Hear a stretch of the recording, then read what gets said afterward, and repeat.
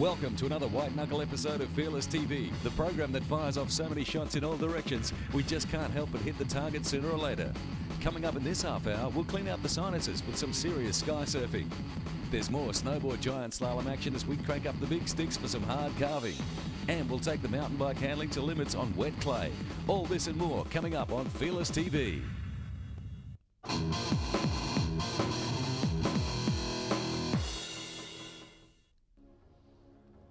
With more and more corporate cultures taking to the outdoors in an attempt to instill some form of camaraderie into their staff and increase productivity and fitness levels at the same time, the multi-sport event has become the staff barbecue of the new millennium.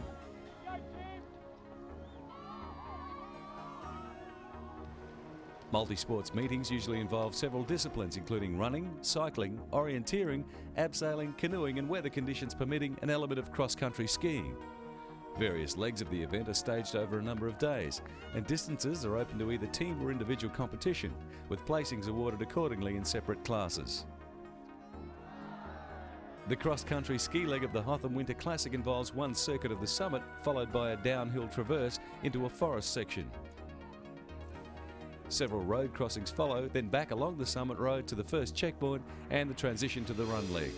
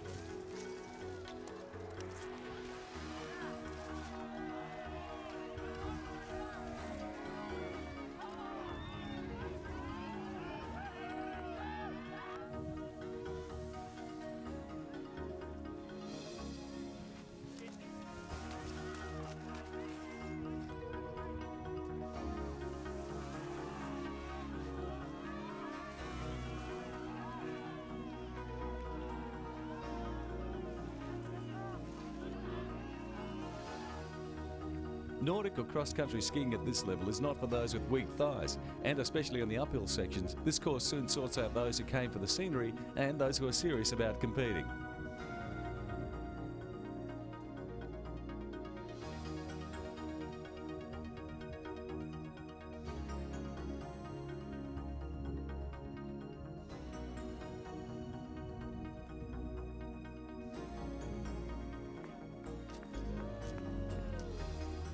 In order to maintain momentum on cross-country skis, an ability to skate is a necessity, as the terrain may be flat or even uphill for a large part of the course. And with any type of skiing, the ability to descend in a controlled manner is also a handy skill, although in this event apparently not crucial.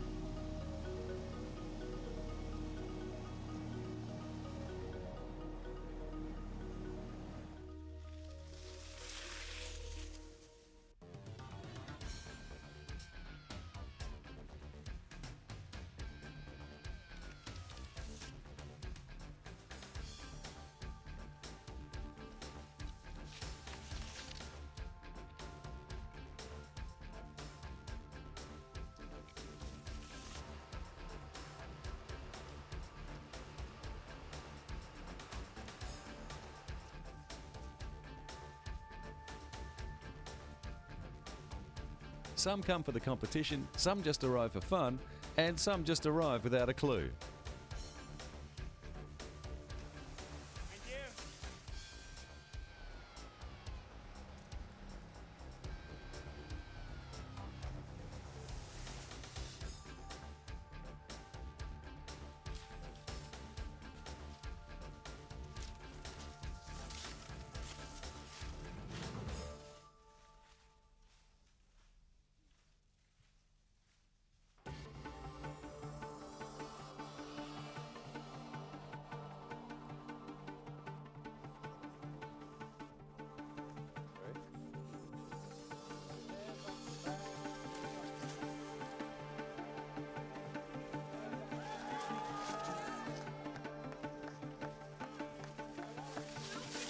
At the end of the day, most leave wiser and fitter for having competed. We'll have more from the run leg on upcoming episodes of Fearless TV.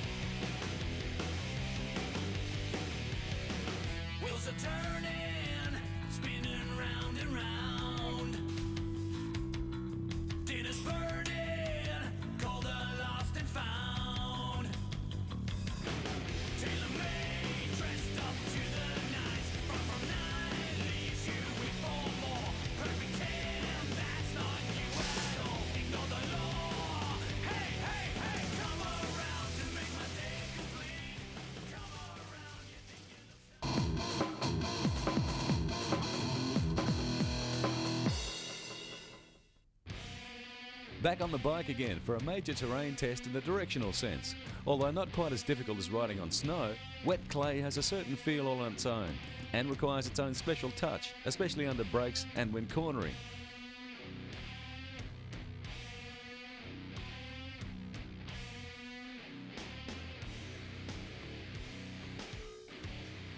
Many of today's downhill courses are specially designed to incorporate sections of difficult terrain.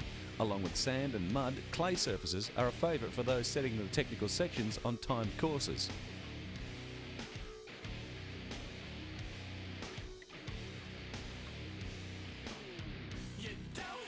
Even with today's tyre technology, wet conditions present an added difficulty for all but the most experienced riders. And the only approach is to avoid all ruts and maintain speed without losing control. Locking up under brakes being the main killer of momentum.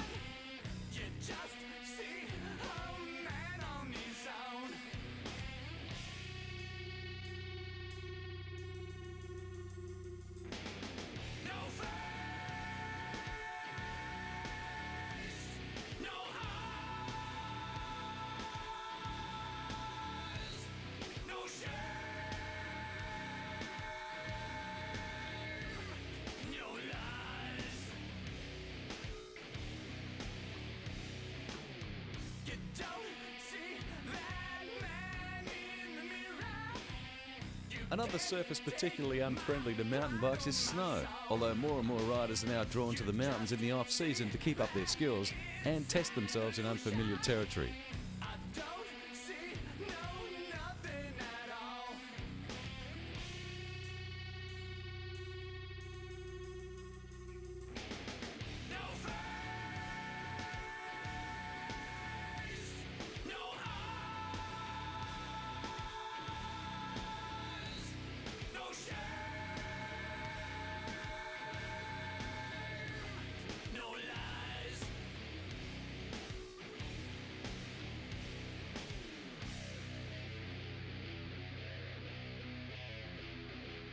Snow presents another challenge in a similar style to wet clay, along with the added bonus of cold weather conditions and the possibility of ice lurking just beneath the surface, making for the most difficult of conditions.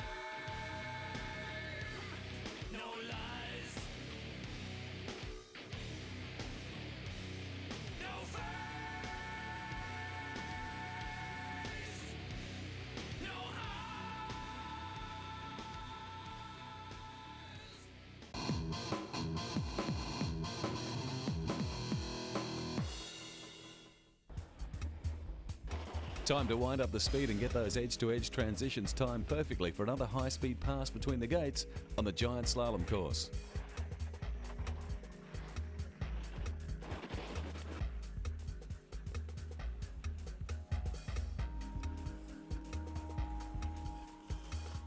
With the distance between the gates being relatively short and angle of slope being high, snowboard slalom requires a board with minimal flex and waist width to maintain speed and quickest edge-to-edge transitions.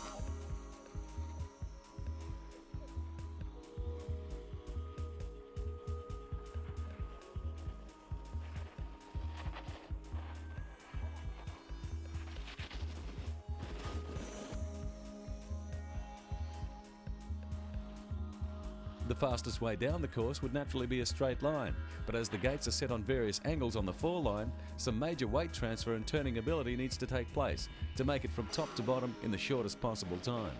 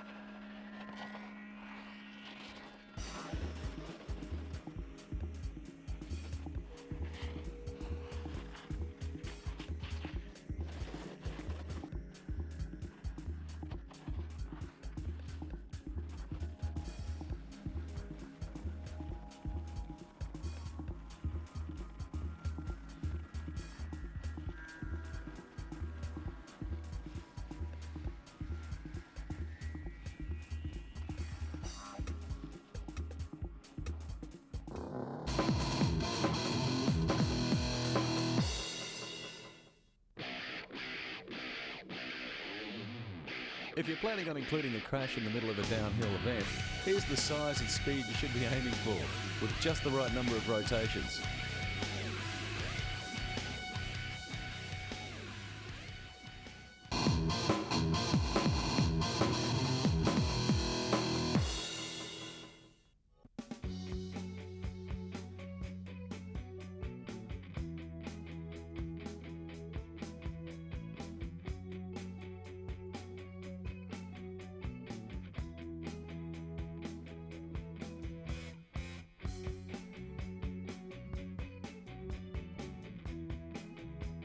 An abseil section in the middle of an endurance event can be dangerous at the best of times, but a descent in the rain is even more difficult. Here's how competitors fared in the Great Southern Traverse.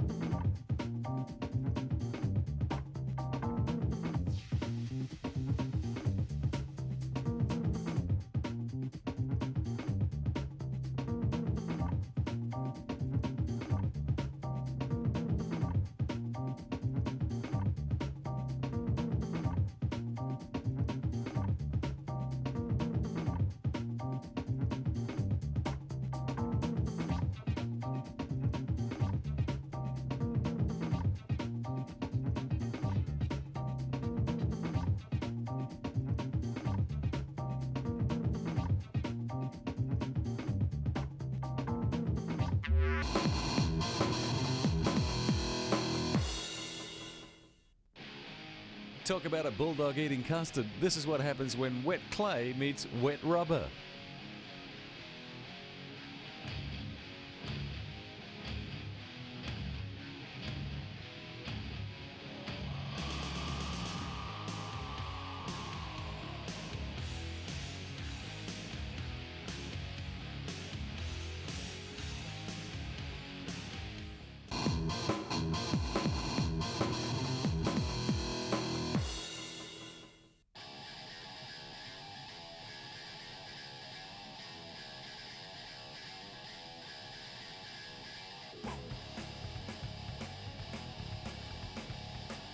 Let's have a look at some self-induced wipeouts in the snow now. Those encountered when going for bigger and bigger air.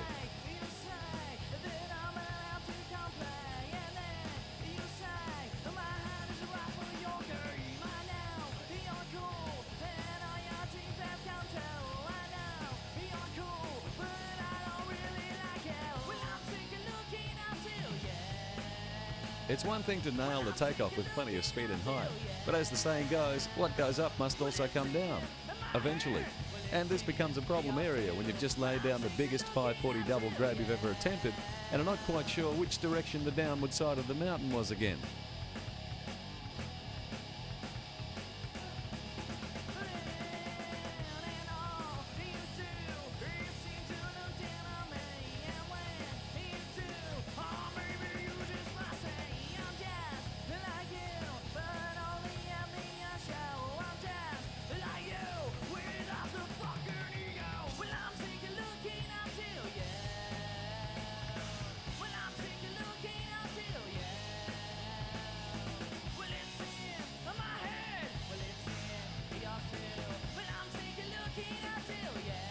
Sometimes you nail the landing, and there are those times you just get hammered. The trick is to make sure there's plenty of soft stuff all around the landing zone.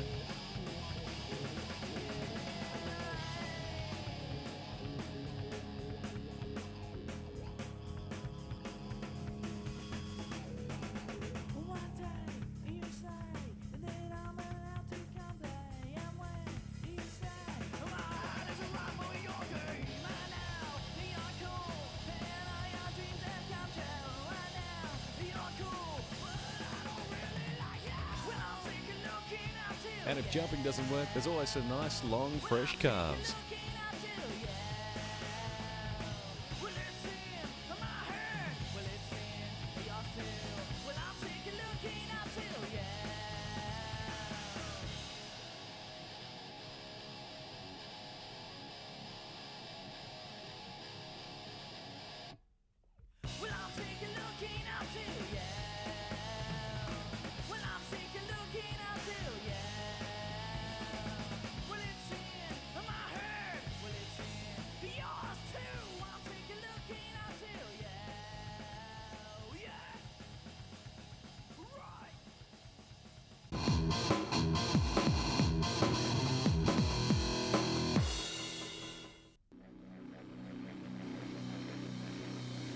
Probably not the wildest water we've ever encountered in the history of Fearless TV, but we thought we'd show you another clever use of the natural terrain in the much practiced sport of bungee jumping.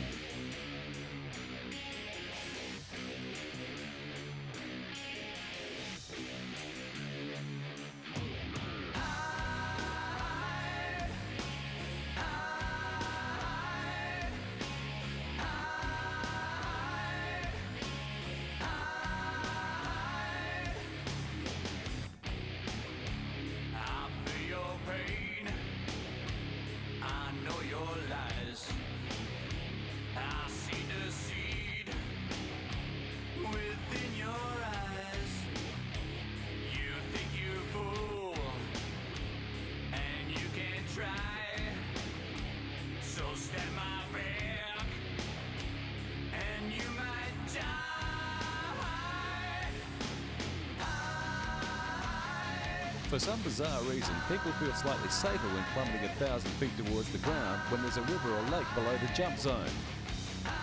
The stretch of the bungee cord in this jump has been matched to the jumper's weight perfectly to allow some baptism at the end, which would be a good thing to cool down all the blood that's rushed to your upper body during the fall.